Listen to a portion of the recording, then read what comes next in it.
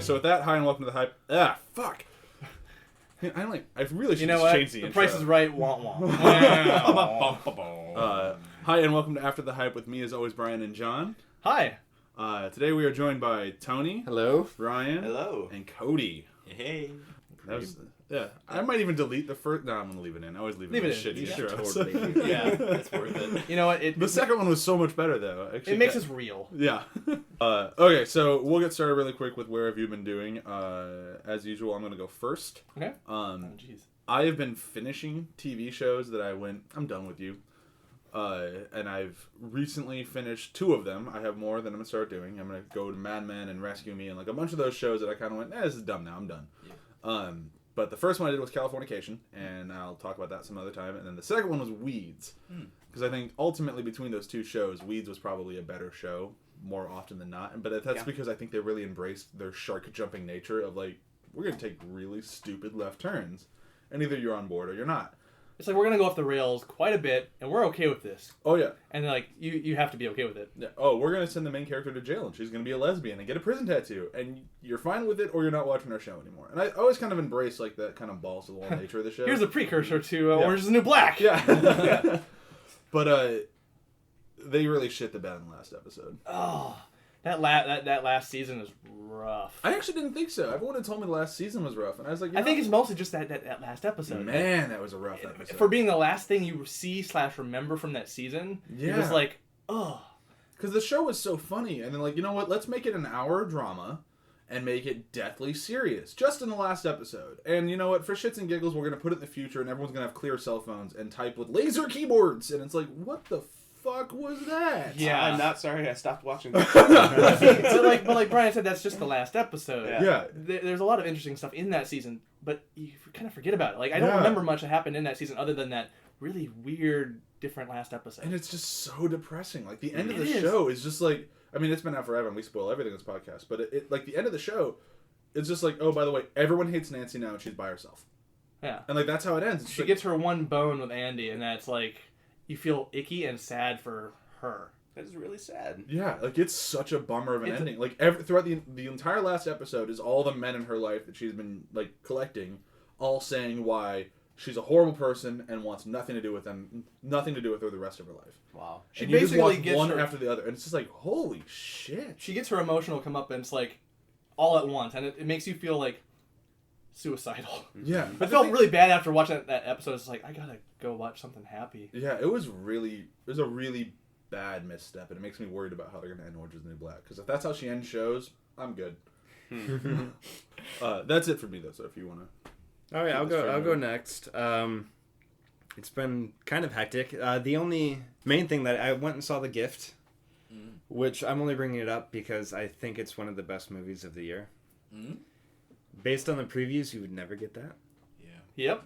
But I'm just telling you, go see it. It's a movie that has an ending that it's kind of a cliffhanger ending. Not really, but kind of. That doesn't feel cheap. It doesn't feel like a Christopher Nolan Inception type ending. It doesn't feel like a Birdman ending. That was gross. That was super gross. Well done. So for the podcast listeners, Andy just kind of cough spit all over my section of the table. But not you're done with your coffee. Yeah, missed the coffee by about a foot. It missed the coffee, thank God. I would have thrown down. That would have been our best episode. On that note, go see The Gift. It's fantastic. You don't have to keep drying the table. And John, I apologize for spitting on you. It's okay. I'll go next, since you've passed the talking stick. the talking stick over to me. Now, when you have to, it's your turn. Spit it, Ryan. Yeah. Sorry. Oh God. Oh God. So I've told you guys before about the podcast. You must remember this about kind of the secret and forgotten history of Hollywood's like first century and all that. They just had an arc that I just finished about Charles Manson's Hollywood and how he affected the scene at the time. And it was fascinating because the host, the creator, she kind of brings all this information out in such a very easy to listen to way, and a very kind of narrative storytelling way that feels very light. It's like it's the same level of professionalism and kind of skill that like This American Life host might have, where you feel like you're really in this narrative and you're just getting all this information. It doesn't feel like an info dump. I didn't know a lot about it. I knew kind of tangentially what kind of all like the overarching thing about it, but the particulars were so fascinating. I really recommend it. What if I hate listening to podcasts? Then don't. Thank you for being on our podcast again, by the way. Oh, that's what this is? Yeah. I quit. Spit. Okay, I guess I'll go Alright. next. So I haven't had a lot of time to read or watch much this week. I checked out this movie called Birdman this weekend. Wow. But also, I want to talk about the 3-minute clip of Fear the Walking Dead that AMC released this week. I watched it. I mean, the production value looks really cool. The creators are going out on the media and talking about how interesting this story is going to be, how it's set more recent after the event that created the apocalypse or the zombies or whatever.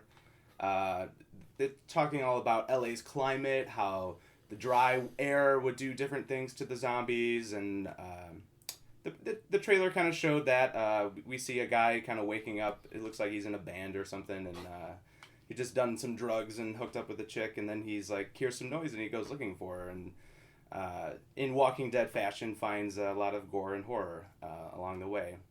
I do have one concern about it, is that they're making it about the zombies. And if you watch The Walking Dead, and especially if you've read the comics, there's a foreword in it about how it's not about zombies at all. It's a story about Rick and Carl and how they deal with each other and other people. And that, to me, is why The Walking Dead is so wildly successful. Absolutely. Mm-hmm.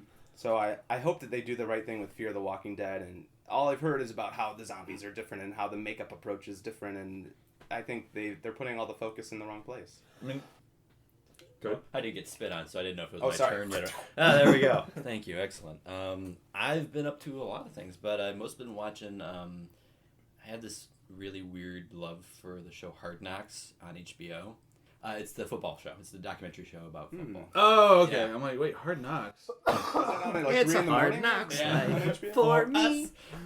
It's actually this year they're following the Houston Texans, and I love docs about sports, so I've been watching that. And I've also been watching BoJack Horseman, Oh, BoJack is good. it's so great to watch those two back to back because you're watching like JJ Watt who's lifting a 1,000-pound truck tire. And you watch BoJack steal the D from the Hollywood sign. Right. It's such a great, this is my life. I am on the opposite ends of the spectrum where I'm both this nerdy asshole and also this sports-loving guy. What is the focus of the show? Is it about the players as they're training? It is. It's about spring. It's about basically the summer camp prior to the start of football season. And it's all about basically just these players trying to get chemistry and be a team together. And I enjoy that aspect because it's really interesting to see grown men who are essentially acting like children about the fact that they don't get to play a sport that they're lucky enough to get paid millions of dollars for. Yeah. For me, it's just interesting to watch like players like JJ Watt who try to put this persona out there like I'm an everyman. I live in a cabin out in the woods. It's just simple, nothing fancy. And then they show the cabin in the woods, and it's like 16 rooms, has 4 bathrooms, has an 82-inch screen TV, has a sauna. I'm like, yeah, I feel really like you're simple, all right. You're cutting your own wood. Yeah. Yeah, it's very interesting to me because I always enjoy watching the behind the scenes of like the almost ironic view of these guys who think like, yeah, I'm simple, and then you're driving a fucking Ferrari. Like, screw you, It's man. a simple Ferrari. Yeah, it's not the Enzo. Yeah. It's just a 458, which only costs $250,000. I mean, you know? the rear view camera is an SD. It didn't need to be an HD. It could have been, but he decided to go for the Swan SD and- one. Yeah. yeah. So that's where my life has been. It's been switching back and forth between ironic football and ironic Hollywood. All right, so we're gonna get started with the movie for today, Cool. which is Birdman, or The Unexpected Virtue of Ignorance. Nailed it. Not innocence, as a lot of people misspeak. Yep. I was convinced I was going to say something wrong because Yeah. I keep doing that every time I try to say it. It's like the whole time I've been awake this morning, which hasn't been long. It's okay. Who is it directed by, Brian? The director.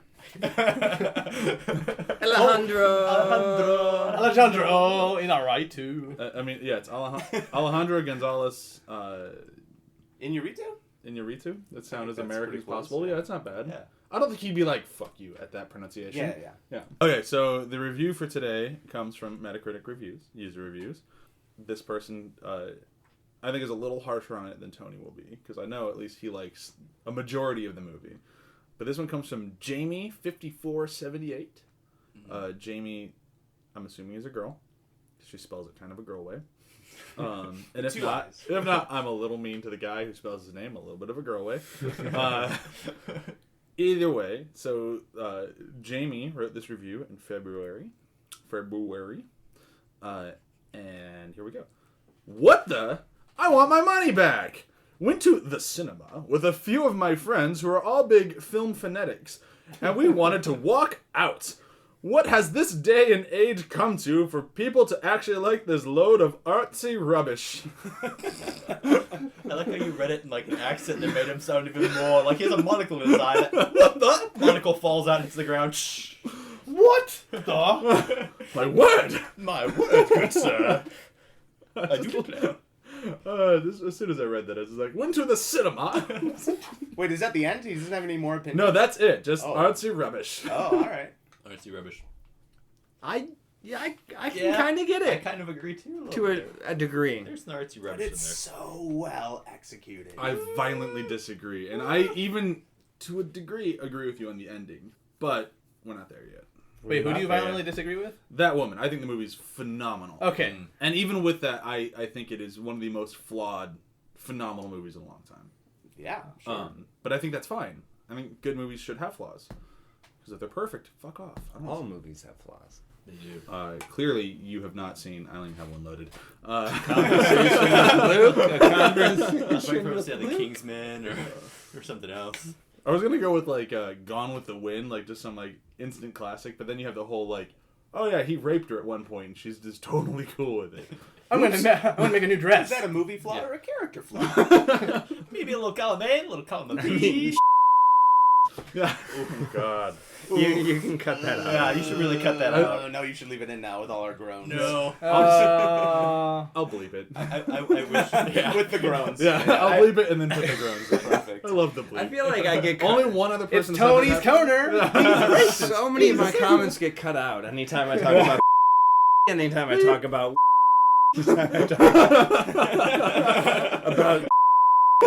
about how all this shit gets yeah. cut out. Shit. Yeah, it's gonna be. Subway all the way. I'm gonna go nuts Oh, with that bleep on that one. This whole part. Yeah. Thank Okay. you for listening to 30 seconds of 1K tone. Okay, so this movie cost $18 million, which I still think is impressive for the amount of stuff they pulled off for $18 million, Oh, especially yeah. given the camera techniques and all that sort of stuff. I was gonna say with the cast alone, that's impressive they pulled that off. But you know, the cast all took hits so they could film at the theater. Absolutely. Yeah. And then it made worldwide 103, which I still think is huge for, as Jamie would say, artsy rubbish. Because no matter how much I love this movie, and I do love this movie, hell, if you look back in our podcast to our year review, this one won Best Film for the year. For all of that together, still getting 103 million, I think, is kind of almost weird. Like, that's a huge take for a movie that was... For this type of movie. For this type of movie. I think it's going to go on. I think this movie has a lot of rewatchability. I think it's going to be a DVD cult movie. I think this is going to be one of the few movies that we've had in a very long time that will stand the test of time, even in its controversial ending and like divisive nature. Mm-hmm. But I think that's partially why it will stand, because it really sparks a conversation, which we should get started on. And to do so, Cody here, Yeah. good old Cody, Fuck. gets I know to where this is do going. the breakdown. Oh man. Breakdown. I feel like you guys need a theme song for the breakdown. That's That was the theme song. That works. That was it. He got it. Nailed it. I think you need a better theme song. So while we work on that, Cody can work on this breakdown, which he gets 30 seconds to do. All right. So there's a character played by Michael Keaton Regan, who is trying to put together a play on Broadway, and he is terribly having a terrible time with his actors because the actor that he does have is really shitty. He wants to get a new one. He ends up getting this twist of fate by a light falling on the actor's head, and that in turn turns to Edward Norton. And I'm not gonna be able to finish this fucking I'm thing. like, you just wasted half your time I on wasted the half first my scene time of on the the movie. first scene of the fucking movie. Yeah, you have For You forgot about his underwear. I completely forgot about his underwear and the fuck that. Yeah. There's I'm man done. boobs. Yeah, wow. That was, Hey man, you know, I would have woke up a little bit earlier. You know, the good news is that I always kind of struggle coming up with my good insults, which Yeah. I love my insults. He doesn't have to struggle with me, though. He knows me too. No, with you, it's going to be very easy this week. That was the worst anyone has ever done. Yes! You know what? I got like halfway through my first movie at least. People now know what the first scene of the movie is, Yeah. and nothing else about the movie. It's all that matters. Yes. Well, In a movie like this, that's definitely all that That's all matters. that matters. For the sake of people who might not have seen the movie, I will just do a very quick finish because, as I said, with my insult for the week, that was the worst anyone has ever done. Hey, man. I like being last. You got to set the bar somewhere. You know, Yeah, that's you what's do. important. Gives me confidence Yeah. for the It's all, future podcast. It's all up here. It's all up. We're Yeah. here. So essentially, he got it right. So the beginning of the movie is that he wants to build a play. There's the beginning. That's all you had to say. That's Damn it. You can't not talk about who Michael Keaton is in the movie. That's true. So Michael Keaton is kind of a washed-up film star who used to do things back in the 90s. He's basically Michael Keaton in a way. Kind of.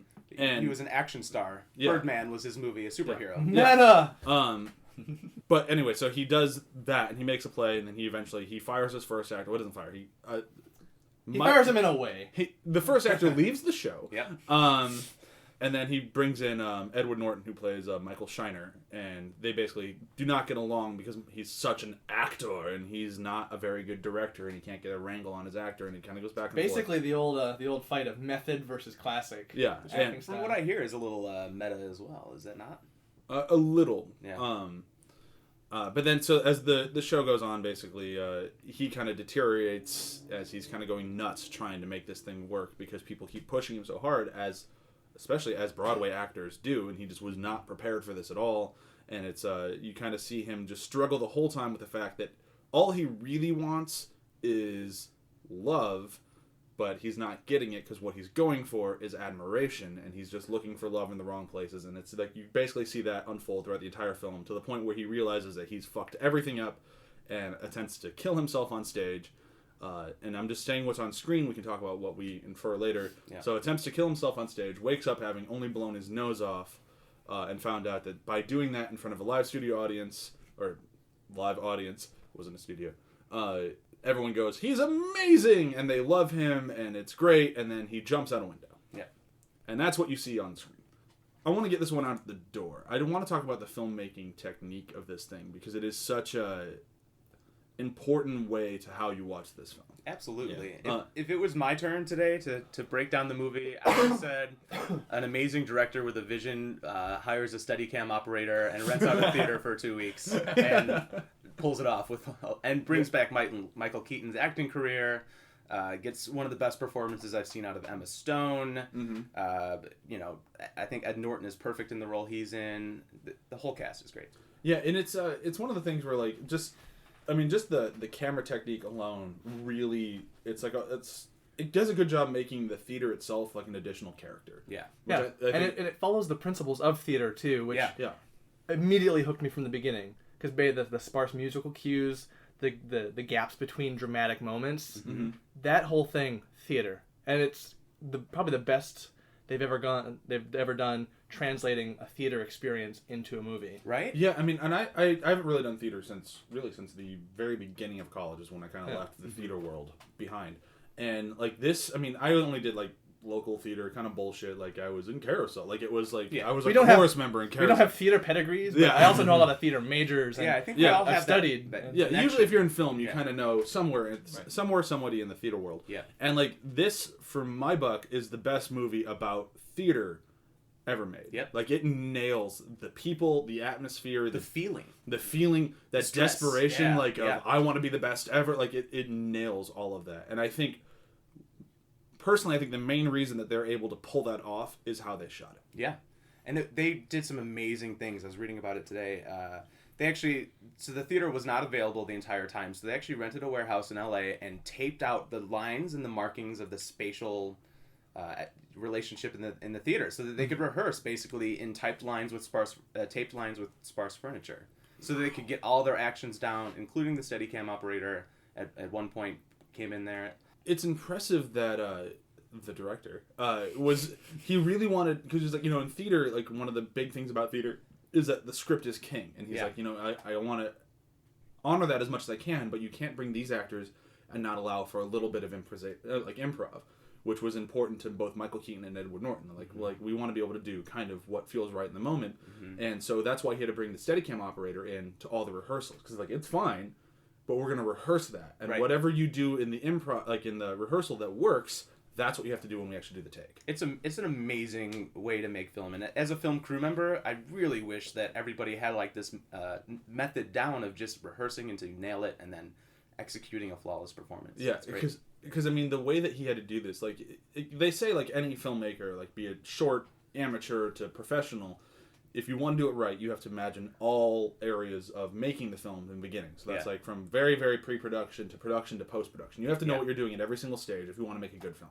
And a lot of people don't. And most people don't. And it shows, like, all the preparation you do in the beginning, all that beginning work, the more you do there, the more it shows in the end product. Yeah. And this one, like, it's just, be it whether or not you agree that the ending, all that sort of stuff is good in the movie, you cannot deny that, like, the execution was damn near flawless. Yeah. Oh, it was perfect. Yeah. That's the one reason I love most of this movie. Yeah. It's a unique way of telling the story where everything's flows and seems seamless, even though it's not, but it has that feeling of seamlessness. Well, we should get that out of the way, that even though this isn't truly a one take, like they did a lot of piecing together, that doesn't matter. I honestly don't care about it being stitched. The end result is what is so, like, for me, that's what caught me. Yeah, if you're paying attention, you can tell where it's stitched, but it's never like an obvious jump. It's great because even though it is stitched together, there's some really imaginative transitions that like play with space and time in such a way that I know what's going on there, but I love it. I do too. The way they pan over to see one character and then they pan back, new characters there, and it's a jump in time. They use it to speed up time and play with time, and it's just like it's so great. Like theater does that too, where they just shift things over. Now it's different. We're in a different time. We're in a different space. Yeah. They have to as part of the format, but this movie does it in a way that's like. I think they wanted to capture that. Yeah, they mimicked it. They wanted to make that. That fucking move from Emma Stone's cell phone to the bar, where they just settle on the phone and then it pulls out and now it's a TV screen and they're in the bar. Like, that was such a great fucking move. Like, I loved that. And even though it's like very like obvious, it's like, wow, that's cool. Yeah, it's a cool thing to think through. And it's a cool thing of like, they didn't break the stream of the non-edit. Like, that was really fucking impressive.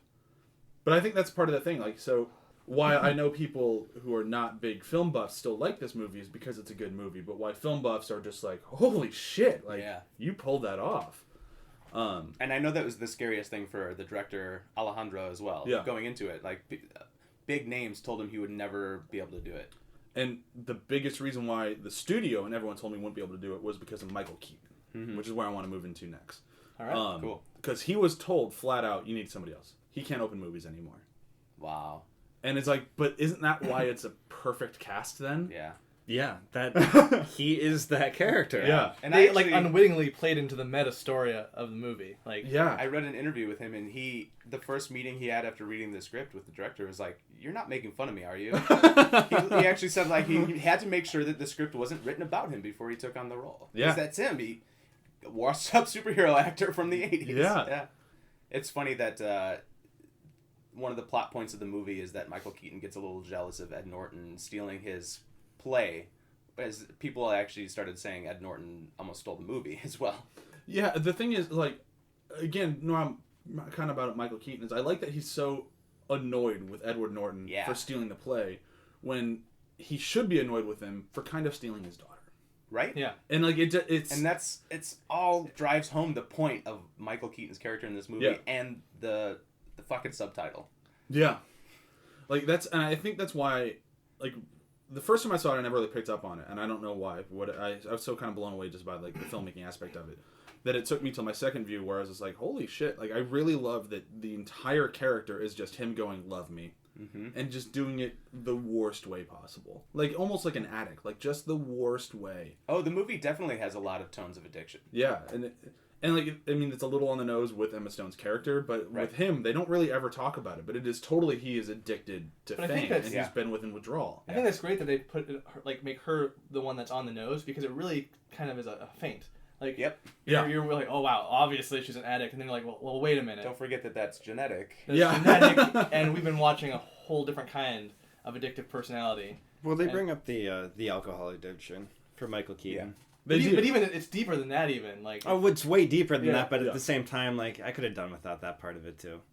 I was kind of fine with it because that felt like something that it's like everything else in his life. It's something that he just ignored and assumed wasn't a problem.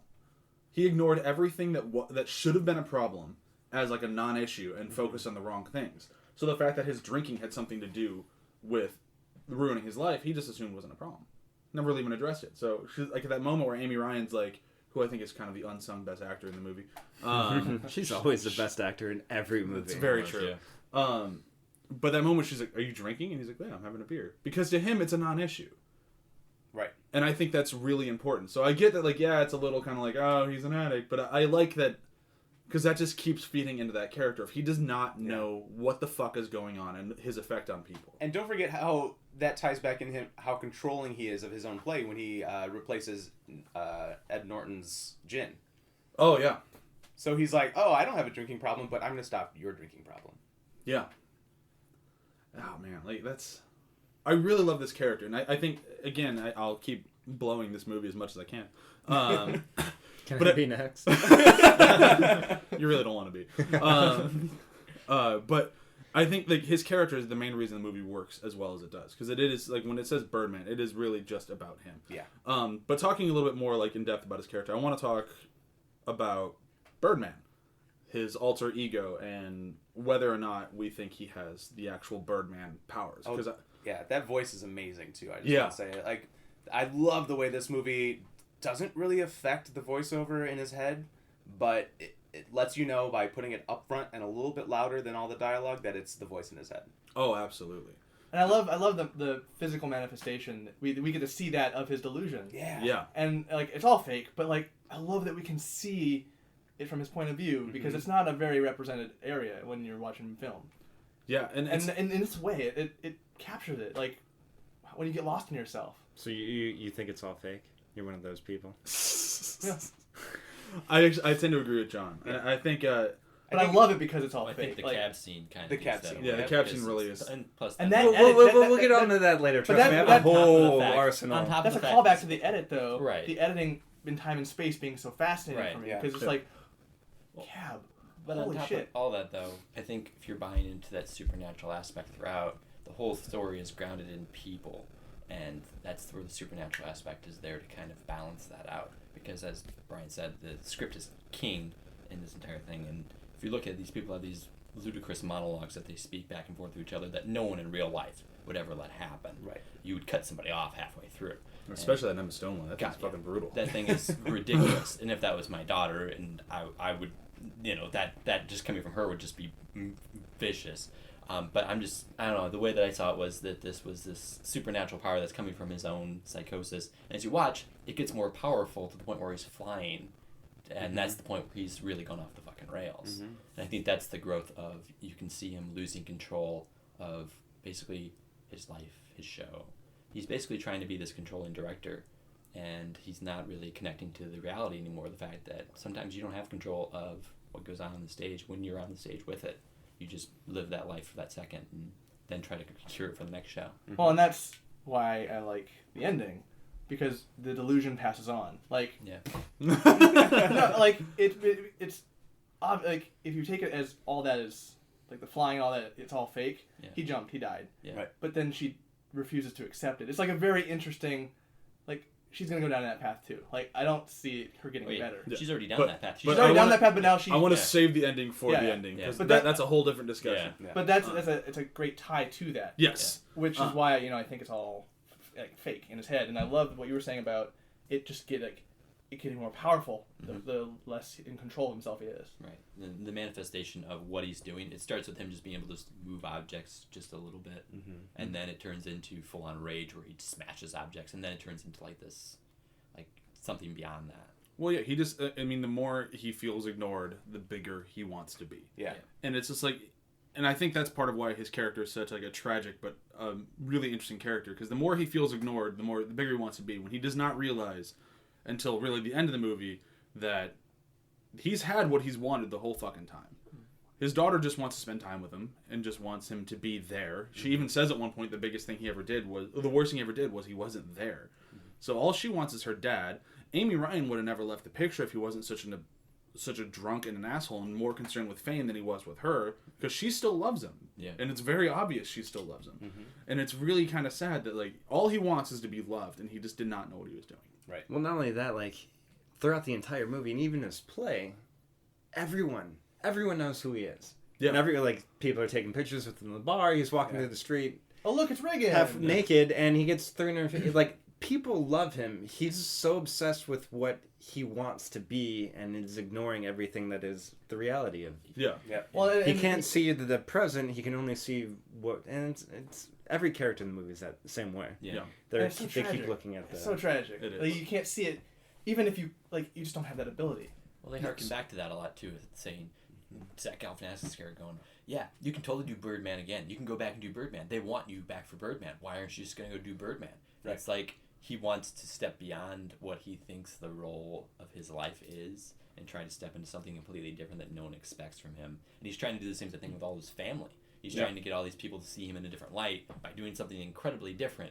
But he's not doing anything different. He's doing exactly the same thing, and it's slowly chipping away at his brain. And it's a good, as an aside, it's a good movie to watch if you want to know why, like, certain, nerd celebrities or people who've done shows in the past don't necessarily like to go to the conventions or are a little bit hesitant to embrace what they did before. Right. Because there's a sense of, like, is this it? Is this all I am? Mm-hmm. There's a really weird, biting, like, thing in the back of your mind. It also does a really good job showing why some of your favorite stars from the 80s are kind of nutbags now. Yeah. But we should move on to some other people in this thing. I want to move on to the other person of the spectrum, which is Edward Norton. Oh, my God. And I would honestly say, I mean, this is a bold claim for his career. I think this is his best performance. And that's coming from a guy who's had nothing but almost amazing performances in damn near every movie he's been in. Yeah. From Fight Club, American History X, like... Even his turn on Moonrise Kingdom is so just enthusiastic. Primal Fear. Yeah, Primal Fear. Like, he's done nothing but, like... I mean, I say it a lot, like, with people that I really enjoy, but I think he's one of the best actors working today. And it's a tough person to combat against. Yeah. I'm not saying he's the best, but definitely one of. Well, I would say that, to his credit, movies like Primal Fear and Fight Club, he kind of got the direction of be this outlandish character. You're going to make this crazy turn. You're going to do all these, like, crazy, energetic acting performances. And in this, it's kind of like, all right, Edward Norton, you have to act like an actor. Go. And it's kind of like a little close to home, and he doesn't get to, like, take the departure. So he has to, like, keep himself in there. And I agree with you. It's a little bit harder to pull off. Yeah, and the thing is like, and I'll talk about Naomi Watts after this thing very briefly. These are the two big ones we have to talk about, and then kind of Emma Stone. Yeah. But the thing that I think he does the best, and honestly what Naomi Watts does the best throughout the movie, and actually Michael Keaton did this too good, but like I think the two were these two, is they did such a great job making a very believable character off stage and still seem like a good actor on stage. Yeah. But it's two completely different personas. And that's where, like, Michael Keaton didn't do it quite as much because he's not supposed to be a great actor on stage. Mm-hmm. So he did a kind of a good job being kind of a shitty actor, which is tough to do. Yeah. There's a very interesting compare-contrast between those two characters in the movie. Yeah, but the thing is, I think it's easier to pretend to be a bad actor on stage than to pretend to be a good actor who's also not you. And that's why I think Naomi Watts and Edward Norton knocked it out of the park. Because when Edward Norton's on stage, he's still a good actor, but he's not the same character he is off stage. Yeah. And the fact that he's able to do that, I think, was amazing. Yeah. He's Like, perfect for that role in that Yeah, way. it was really, really impressive. Because usually you expect him, like, I'm acting now. It's like, oh, so he seems like a shitty actor. It's like, no, he still seemed like a good Broadway actor. Yeah. There's that scene where Keaton and Norton are trying to do that scene together. His audition. His audition. Yeah. And he's just coming in strong with direction. He's directing. He's Yeah. stealing it, and then he's in the role. And it's like, wow, there's two different styles at play here. Yeah. And it's like kind of the culmination of what you just said. Yeah, in that one scene. I think that's the best scene in the movie, by the way. Oh, by far. Yeah. By far the best scene in the movie. Yeah. It's my Yeah, favorite. I that's watched it and what- I was like, damn. I It had to hooked me. pause and just Yeah. be like, whoa. Yeah. It was, oh, man, it's a good movie. I also think, I know Michael, the movie is basically about Michael Keaton's character, but I think Edward Norton's character is the best character in the movie. Mm-hmm. My favorite character in the movie, only because... I disagree because of all the complexities of Michael Keaton, but I would give you a very close second. Well, very close I second. think the reason is everyone in this movie is kind of... They're kind of fake in a way. They're all wanting to be something and not really paying attention to what they are. Mm-hmm. Edward Norton is the same way, but he's the only character that realizes that's the way he is. Yeah. Yeah. He's like, yeah, I bullshit, but that's what I do. Like, he's aware of himself. No other character is aware of, like, Naomi Watts' character is not aware of who she is. Michael Keaton's isn't. Emma Stone's really not really. I'd argue Zach Galifianakis does. Yeah, he's pretty well aware. I mean, Mm-hmm. you can prove Naomi Watts simply by the fact that when she was doing her own changing, and she didn't even know that Emma Stone's character was there. Yeah. That's clear proof from the script even that she is completely unaware of any of her surroundings at any time.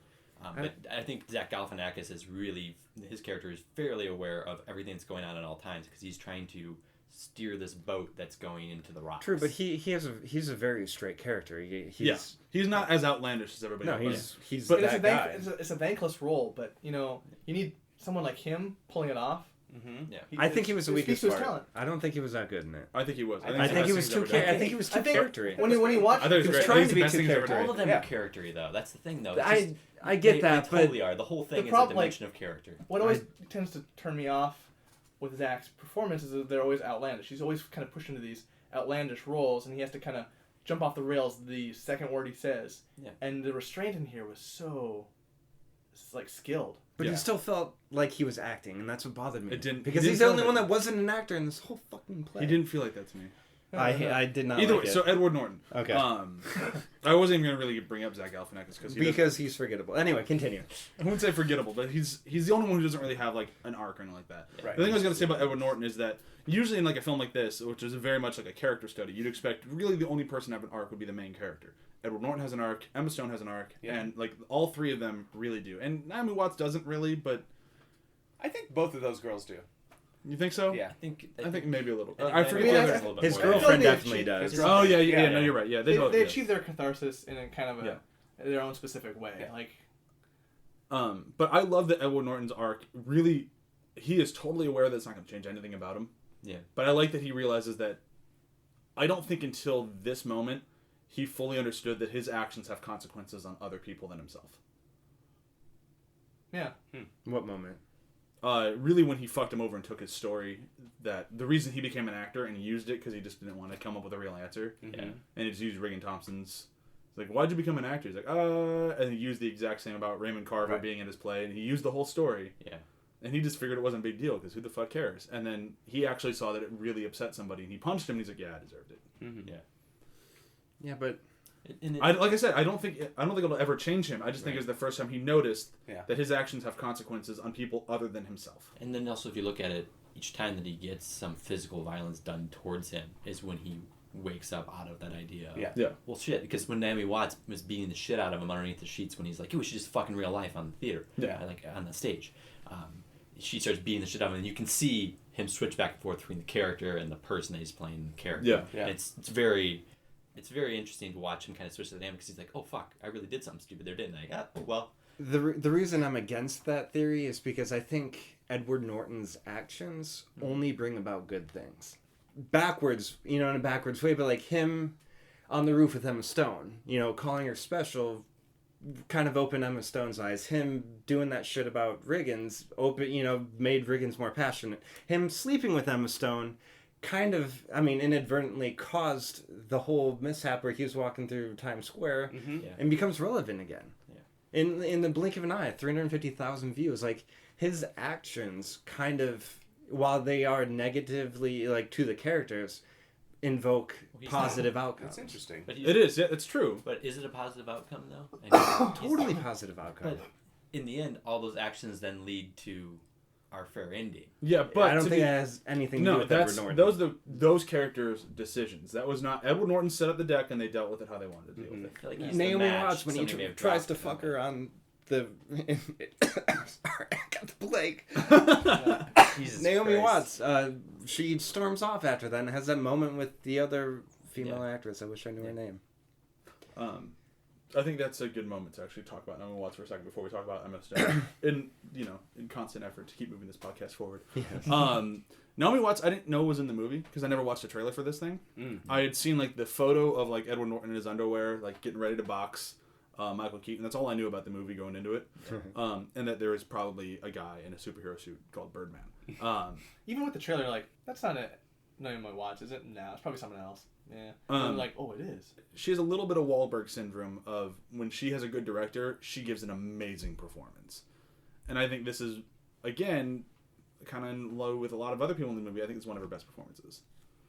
And I think she shines more when she's in like more of a supporting character because I think that she can kind of run with it more, and I think she likes it more. I don't know why I think that. I don't know her personally. Some actors you just get that sense of. Yeah, and it's just like whenever she's in a more of a supporting character, I think she does a better performance because I think she feels she's not carrying the movie, so she feels a little bit more free. Yeah, and it seems like she makes bolder choices. Honestly, I think Ed Norton does that too. Yeah, I was gonna say Ed Norton, Brad Pitt. Yeah.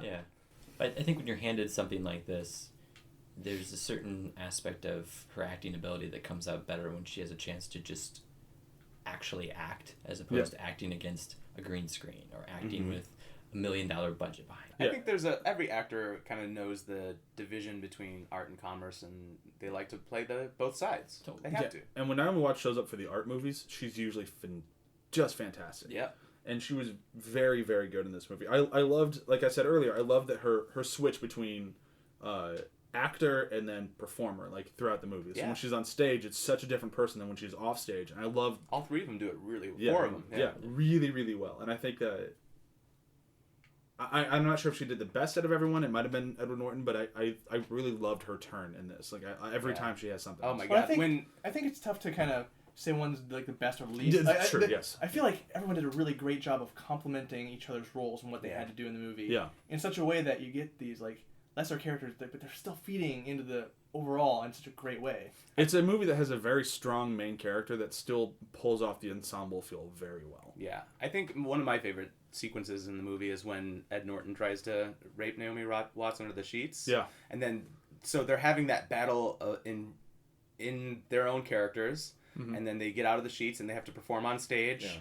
And there's a great comedic relief moment there, and then Gotta love boner jokes. I know, right? They go off stage.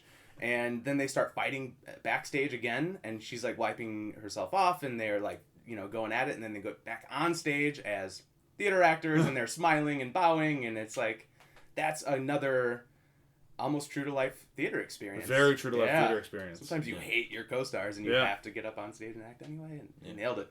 Yeah, that was a great sequence. Yeah. She's just covered in blood the whole time. Yep.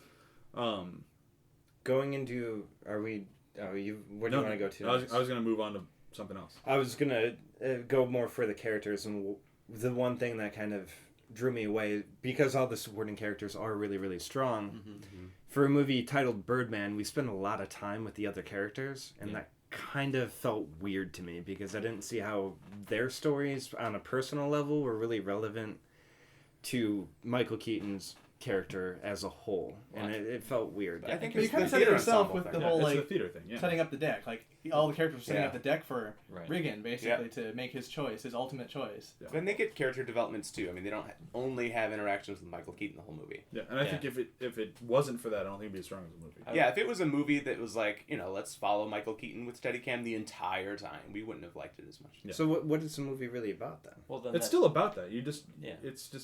It's a world. It's an established world. It's still Michael Keaton's story.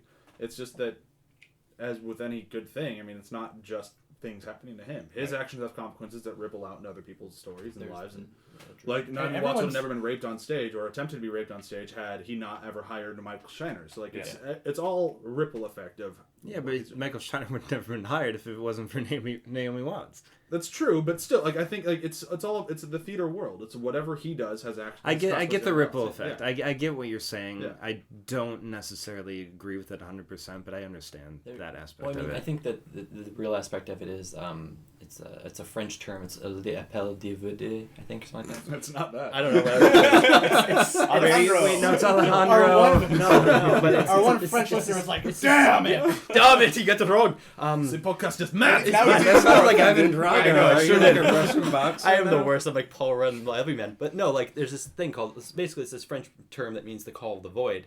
And it's basically the idea that people like to stand at high points in their lives and stare down and look back down. Mm-hmm. So like Emma Stone sitting at the top of the theater looking down, Michael Keaton standing on the building looking down.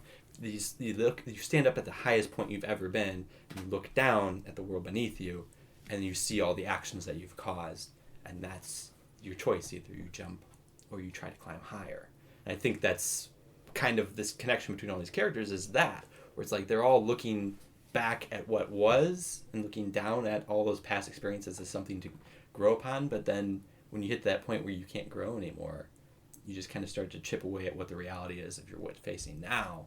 It kind of becomes that choices of where do you go, and then you kind of start interacting with other people's lives, and that aspect of Michael Keaton's character is just Riggins is fucking up several people's lives at the same time, but he doesn't realize it because he's just trying to move himself forward.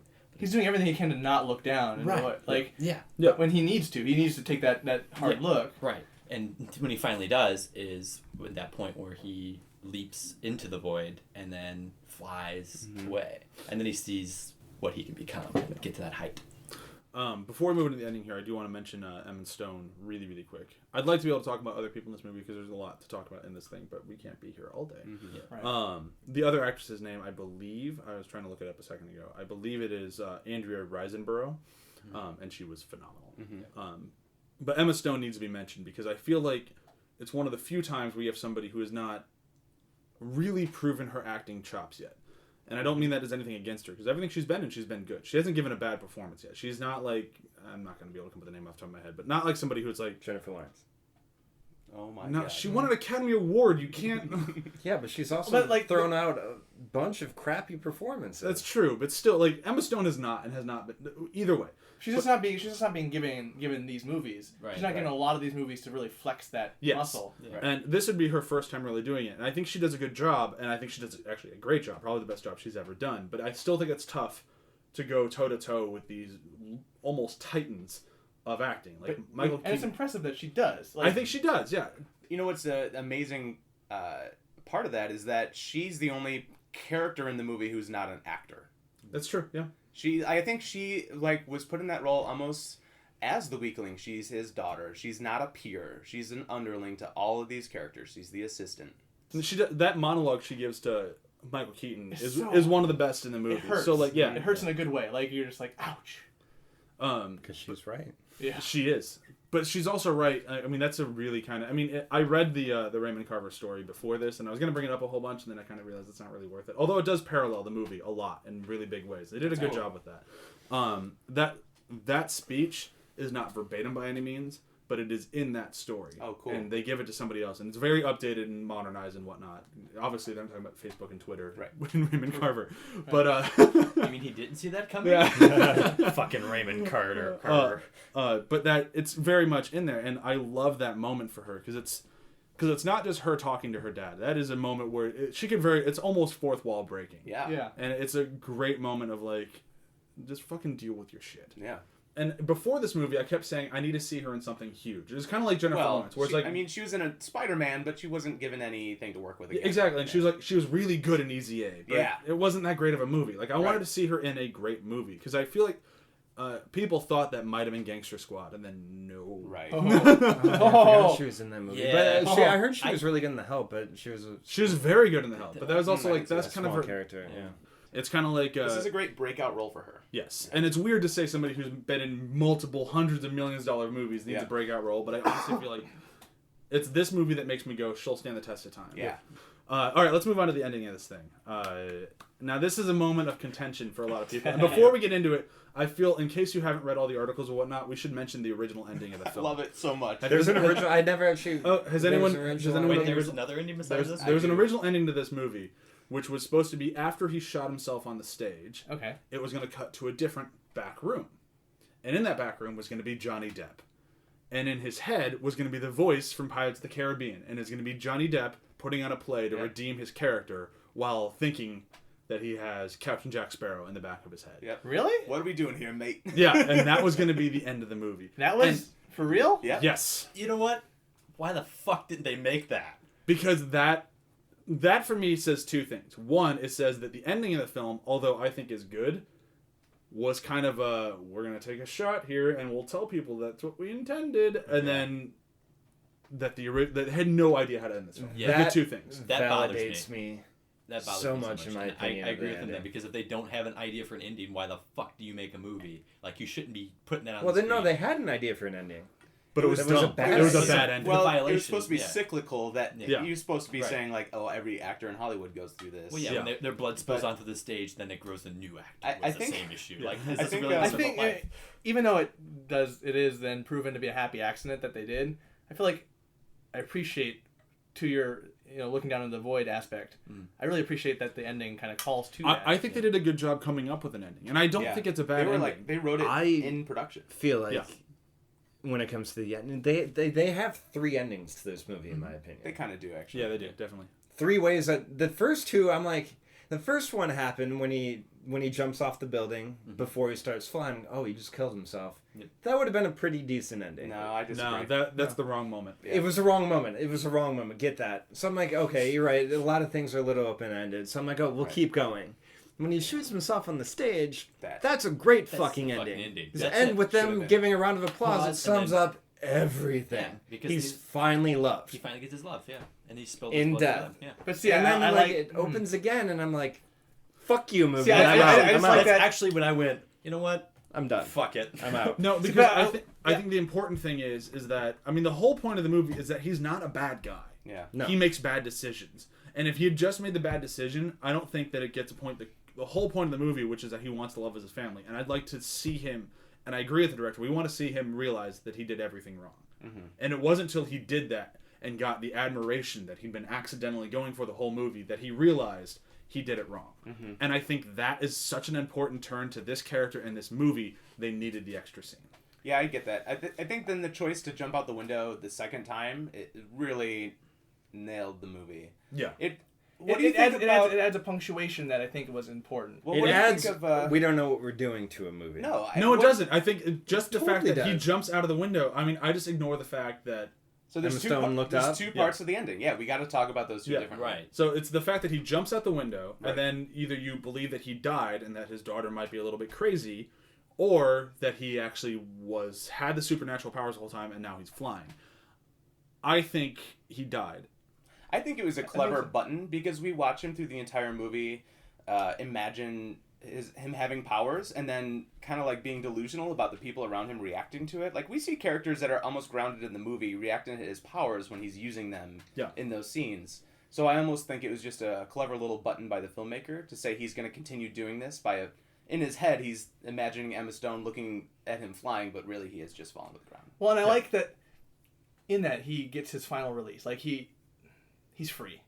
Yeah. There's this kind of like with depression and mental issues like that. You're never free. You're bogged down. You're trying Yeah. to rise above it and you can't. And the fact that he was able to finally fly is like his freedom. He already And I- flew. He already not to fucking the, flew. not to this end. He gave up. He kind of let it go. And I think at that moment when he let it go and just was done, Mm-hmm. it was done. And I think she recognized that.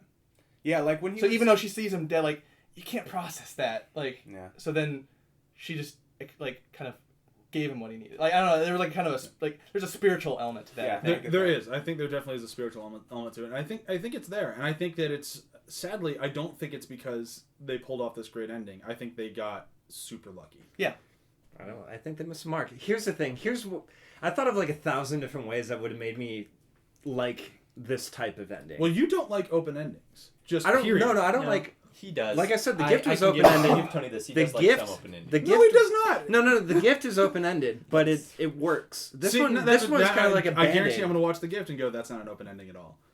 No, it is. It is because it's a clear cut. It could be one or it could be 2 possibilities. So that's still kind of clear cut. This one is Kind of. infinite possibilities. That's the definition Well, of an all right. open ending. Here's how to make it better. Lose the whole gunshot thing. Have him jump off the building, fly around, have this great opening. People love him. Whatever. But see, And they then kinda- you then you have this whole thing, and it could go into that again, and then you could debate: did he die, and is this his like what he wanted everything to be, or did it actually happen? There's an open ending I'm okay with. Did he kill himself or did he not? Not with this whole. But it's not open then. Then it's either or. That's not open. That is open. That It's is the either or. definition. You have It's two why. options. Well, like you were saying about Inception. Inception is either he's in the dream world or he's not in the dream world. It either falls or it doesn't. That's the same idea that you're perpetuating here, where it's like you can't have an open ending. Open ending literally means it is open to the realm. A closed ending is literally it could be this ending or it could be But this ending. There's just choices. So as a filmmaker, Yeah. if we could interview Alejandro, he would have to have a definitive answer. He says he does, but he will never tell anyone because he said that ruins the whole point of the movie of I opening love that discussion. they do that. They also won't tell anyone how many edits there are. But I think that's important because I think if we knew the ending of the film, it's kind of like That's a story. That's the definition of a story. You can't have a book and the have- definition of a story. and not Tony's have an ending America. and not have an ending to it. There's no ending to this fucking movie. I hate it. I hate it so much. Tony, there's no ending to really anything. If you But see, really like, want then the you're gonna essence hate of it. all short fiction because, like theater, this movie also mimics short fiction in that it leaves you the question, it leaves you the introspection. It doesn't end. Like it doesn't. It doesn't though. Him jumping out the window is the only part that I absolutely hate about the ending. Because why? Okay, in your guys' introspective, why the hell is Birdman taking the shit in the bathroom? Let's talk about that for a little while. What make up some excuse because it's artsy. Are you arguing that superheroes rubbish? He's there Because this because is the of that first time little you've seen reason. it in the Because movie? it's bullshit. You have to show the fucking guy. Like it's, I I would have completely been agree with you. No, this is the thing. I completely agree that there are some points where I just go, "This is so fucking artsy." I feel like I'm getting masturbated on by the fucking director. Like I get it, but that's just another callback to the bird flying behind him and talking in his ear. But essentially, he wants to be Birdman. Yeah. He doesn't want to act as Birdman. He wants to have the admiration and love that Birdman has. Because He doesn't. He wants the love of his family, and he assumes that by being Birdman, he'll get that. So he does not understand what he wants. Yeah. He does not want to be Birdman. He but does he not doesn't want that want level of admiration. You said that he wanted to be Birdman, but doesn't want to be Birdman. No, he thought that by doing that, he'd get this. So that's what he thought he wanted to do. He was wrong, because in the end, he got that. He was Birdman, so he still has Birdman with him, because he still has that admiration, and it was not what he wanted. Right. He realized he made the wrong choice and did the wrong thing. Yeah. So in the end, he got what he thought he had wanted, and it wasn't it. But he got the love of Emma Stone. But Birdman didn't go away. But Birdman didn't go, because he still, yes, he got the But he love got of the love of his family. Yeah, he got the love of his family, but at what cost? Yeah. By getting the love of his family, he found that he always had the love of his family, and he fucked it up by getting the same fame he used to have with Birdman. So by doing it, he just restarted the whole cycle that got him here in the first place. Which Like, is- I'm stupidly famous, and I love this, and he doesn't want. And that cycle is ignorance. But he Yes. Right. So he throughout No, the you just convinced me to like the ending more. no. I did too. You convinced me. We all love the ending more. No, Thanks, what Tony. you're saying doesn't make sense. The entire movie is about his character wanting to become more Famous. famous, Yes. become the love. So but he doesn't really. You're saying he doesn't really want that. Right. He wants the love of his family. Yes. Right. So at the end, he gets the love of his family and the fame, but that's Because it's fake. It's fake. He's He done realizes something at that gimmicky point to get he it. never needed that other fame, and now he's stuck with it. But he has the love of his family, so he has what he But wants. then you wonder, is that it? Is that enough? Did I do it? No, I don't think see, I this did is it. why No, the ending. I think- That's if why you- it doesn't if you- make sense. No, I If think you by under- seeing that he has that whole fame thing again, he goes, I fucked it up. No, I think the But he point wanted is the how fame he got thing. it. It's like he wanted to put on this amazing performance, And he did. and get famous. And get famous for being an actor. What he got was fame for shooting his nose off on stage. And he also got fame for being True, naked but and at that same note, It's if he didn't shoot him, and that was a character, he shot himself. If he didn't do that, he probably would have gotten his fame back. Granted, that person wrote the article would have killed the play, but everyone at intermission was talking about how fucking good the play was. No, that doesn't matter. That doesn't matter at all. That was the point. That critic's review is the only thing that mattered to him. Yeah. It doesn't matter how many people were at that opening night. If that critic destroyed it, no one's going to the second night. Yeah. Based on that Broadway. character. Based on Broadway. Based on Broadway. theater. That's Yeah. absolutely, that is spot on. That's That theater is, to the that is T. Broadway to a T. Yeah. I mean, The entire audience was like, well, I saw it. I really liked it. I didn't see it because that critic said it was terrible. Yeah. I don't know. I think we're just filling in gaps that I think it. are. I think it's there. Needed I to be honestly filled. think it's I there. The think point a was lot he of hated people the in gaps in the movie superficial about this admiration that he got. Yeah. Well, and then I don't understand why he's not happy at the end. also look Because into he had to blow his nose off to get anyone to pay attention to him. But according to Bryan, he wanted to love his family, which he got. He wanted to be famous and loved for his talent and his So he didn't want to ability be loved by his and family. his choices. He He He did did. by his family and by his fans. He's a multi-dimensional And he had to pull a bunch of character tricks. You don't see a lot. Here's the thing. He has this thing called multiple dimensions. As much as this That movie is didn't really touch completely me, fair, but it's he so. isn't. He isn't. It's so he mixed. isn't like a character who has this one flat wall where he just wants to build a robot that's going to save the world. it's so He also has this other dimension where he harsh. wants love. also read depression and suicide into this too. Yeah, totally. Yeah. Because so Emma Stone there's looking no up. there may not. I'm still looking up. This is where my fall into the void falls into. She isn't looking into the void anymore. She's looking up and trying to find what's next. What's she looking at? That's another good way to read it. What is she looking at?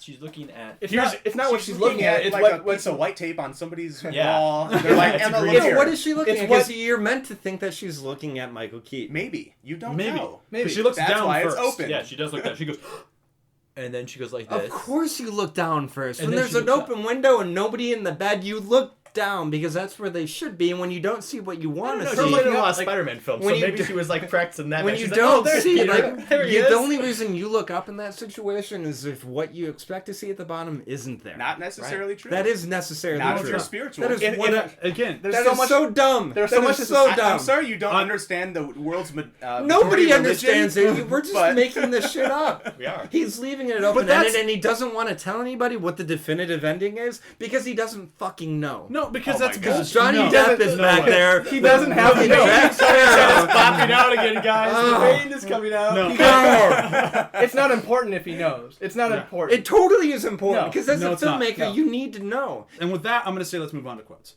right. Okay. Can we talk about the soundtrack real quick? Oh, the soundtrack's great. We did miss it. Yeah. That's one of my favorite things. We can do it really, really quick, but Quickly, we're running I long on love this episode. minimalism, and this masters minimalism. Absolutely. Yeah. So the drumming is done by this guy Antonio Sanchez, and he starts the movie. You actually hear a word from him and him detuning his drums.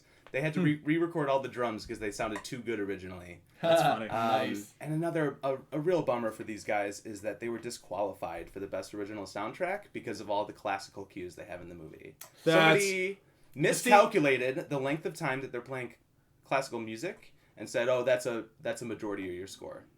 They did that with That's Inception so as well, though. Like, you're pulling cues from these classical music that's almost like gonna immediately disqualify you. sucked. But This like, guy's yes, I know what you definitely mean. Yeah, deserves these movies attention. that do that, you can't expect them to win. Yeah. They're really pulling from. Yeah. keys This on. one should have. It should have. I agree. Oh, I think agree. his drumming was way more important to me. Inception And better that than classical- Whiplash. Oh, it truly was. Ooh. Inception. No. If you It say, was. "What's the soundtrack of Whiplash Inception to was me?" better than this. I'm thinking that song they play to wake up out of their dream-like state, and that was a written classical piece that they Yeah. used. If you ask me what was the soundtrack of Birdman, I would say it's that dude's sparse drumming. And Yes. Yep. That's the difference. He should have won. Actually, the soundtrack to Inception. Yeah. That's what I hear. I didn't want to mimic the noise, but yeah, exactly. Okay, so now moving on to quotes. I'm going to go first because my quote is a non-quote. Oh, I do remember. It's an Amy Ryan quote. Oh. Is yours Amy Ryan? no. Okay, so mine comes after either the first rehearsal or second rehearsal. It's the first time Amy Ryan's in the room, and he tells her that he's going to be selling their Malibu house to finance the play, and she gets really upset, and he goes through this whole speech of like fame and all this other stuff, and then at the end of it, she just stops listening, and then he's like, "Oh, it's like I was on a plane with George Clooney, and I realized when the plane went down, no one's gonna see my name; they're gonna see George Clooney's name," and it's like, "Well, George Clooney died." And Amy Ryan starts crying and just staring at him. And then he just like grasping for straws says, "Oh, did you know that Michael Jackson and Farrah Fawcett, was it Farrah Fawcett? Yeah. Yeah, Farrah Fawcett died on the same day." Like trying to be like, because she's still really famous. Yeah. But no one talked about her. And Amy Ryan says nothing. And it was one of the greatest moments I've seen in a movie where saying nothing was the perfect choice. And she just says nothing. She stands up and walks. And then she gets a little dig there at the end. And it was good, but I still think it would have been strong if she just continued to say nothing. Yeah, I agree. Because at the end, it kind of ruins that whole moment. I don't think it does, because I think it holds long enough on her not moving till she leaves. And just in realism of she'd say something before she left. But yeah, the not saying anything is my quote. Oh, that's a good one. Went a little unorthodox this time around. I'm debating between two. I'm going to go with the one that is also a non-quote. It's a little business card that's on Michael Keaton's character's mirror. And it's in the bottom right corner. That says, "A thing is a thing, not what is said of that thing." Because it kind of sums up his character, I think, a lot. Yeah, they're really clever on the writing in this. Yeah, this film. it's like you're an actor. You know you're good. You don't need someone to tell you that you're good. Yeah. John? All right, I'm gonna kind of go off the beaten path. Not one that means anything in the movie, but one I thought was funny. It's Regan is like calling out Mike. That's you, Mike. You're Mr. Natural, Mr. Fuck the scene. Just stare at my massive heart on, right? That's the truth of the moment. And Mike goes, "Do you think it was massive?" That was really funny. Brilliant writing. Mike Schreiner's character all over that one. Yeah, it was just a good two, really character moments. Yes. That turned out to be really funny. Yeah. Right. One of my favorite quotes in the movie is Naomi Watts asks Reagan's ex-girlfriend, or current girlfriend, I'm sorry, "Why don't I have any self-respect?" And she responds, "Because you're an actress, honey." Another meta joke about the theater, about actors. I loved it. That's a good one. Yeah. Mine actually is Emma Stone's first line she has in the movie, and I couldn't find the exact phrasing because my phone doesn't connect here in Burbank. But she's talking to Skype, because she Skypes in the phone call, and she goes, "We get the fuck off me, you smell like curry." And she looks back, "Oh, hey, Dad, what fucking flowers do you want? 'Cause there's too many." And then, They all smell like kimchi. Yeah, they all smell like kimchi, yeah. And she's just like, she just looks right at the screen and is talking to him, and then, of course, she brings the flowers in later, and they are roses, which he specifically said, "No roses." Yeah. Surprised she hangs up on him. And then, of course, later she finally brings him something that isn't roses when he's in the hospital. No. Moving on. Like I said, we're running low on time. So we're moving straight into the review system, which is movies about actors. I'm going to go first, and in honor of my wife, who I know would be picking this movie, I'm going with Noises Off, which is a movie from late 80s, early 90s. I don't remember exactly what year it is. Stars Christopher Reeves, Michael Caine, shitloads of other people that I can't remember right now off the top of my head. John Ritter, I know, is in it. Like, it's just... But it's a movie about making a play and about how everyone in that play fucks each other over. And I think that really kind of emulates this one in a kind of a good way. That one, it's basically Michael Caine's story about how he wants to make a play and just cannot do it right for the life of him. He also impregnates an actress at one point. And then ends up not being pregnant. So there's a lot of similarities between the two movies. Granted, Noises Off, I can make an argument for, is one of the funniest movies ever made. And I mean that wholeheartedly. One of the funniest movies ever fucking made. If you haven't seen it, you're doing yourself a disservice. I'll go next, I guess. I want to do the one In a World. It's about voice actors. Lake Bell, right? Yeah. Yep. And the connection there is just the delusion of all the actors. And how, I know Birdman shows more of that in a physical manifestation, but you do get that sense that the actors in both movies are so full of themselves. It's a very interesting look at two different aspects of actors being full of themselves. Okay. And that's my pick. I'll go next because I'm going to cheat and not do a movie about an actor, but a movie about a dancer. The obvious comparison, Black Swan. Oh, okay. I thought they were both... I was hoping for Save the Last Dance, but whatever. I'll save that one for you. You know what? I would argue that is acting. It is, acting, so it's still stage performing. It works. I thought they were both great. Kind of studies on filmmaking and push the boundaries of what we expect when we go see a film. And both have bird themes. Bryan is getting a phone call. I'll ignore it. And both really encapsulate an aspect of what theater is. Did you just say both have bird themes? Yeah. They're the same because they both have bird themes. And bird titles. Yeah. No, but they do actually go beyond mentioning birds, and the bird character is kind of like taking over the main character in a way. Yeah. Okay. I dig it. Cody or Tony? I'll go. Mine's not going to have anything to do with the stories really, but more of the filmmaking. I'm going to go Moulin Rouge. Okay. Mm-hmm. All right. Just because I think, like Birdman, the style that these two directors created is really what makes these movies. I mean, absolutely, everything does, but their style is what really either draws people to it or really pushes people away from it. And they're both styles that require a lot of rehearsal. Absolutely. Yes. Yeah, a lot of planning, stage moving, brilliant stuff. Mine is going to be one that you're all going to laugh at, but funny people. Oh, wait, no laughter. Damn it. Just like the real movie. No. There's the good joke. I'm waiting for it. No, I think the disconnect between the main characters, obviously Adam Sandler's character and Funny People, is very disconnected from the idea of the person that he is. That disconnect is also seen with Mike Keaton's character as well, Reagan. I just think that I like Funny People. I don't care Fuck you if you don't like it. I don't care. So fuck Yeah. everybody else in the world. Yeah, I like it. I like it because of the fact of it's You just told our whole audience to fuck off. Yeah, I just told everyone. everyone. In the world. Everyone. Actually, I met- Even Judd Apatow, probably. I met a few people that liked Elizabethtown. Anyway, continue. Yeah, it's okay. Oh, weird. Yeah. Either which way, I think that there's a really good connection there with how when you get to a certain point in your career as an actor, you're trying to switch yourself and become something else. And I think that's seen in both films as trying to rekindle something that you thought you loved when you were younger. That's clearly Adam Sandler's character in Funny People is trying to do that with his comedy, coming back to his presence where he started. And that's Michael Keaton coming back to the stage, the place where he literally fell in love with this idea of acting because of this story. So there's a good connection. It's funny Actually, about that's a Funny good People. If that movie came out 10 years from now, it'd be so much more relevant to Adam Sandler. Yeah, totally. Yeah. That's why I'm banking on it for the long run. The prophecy has come true.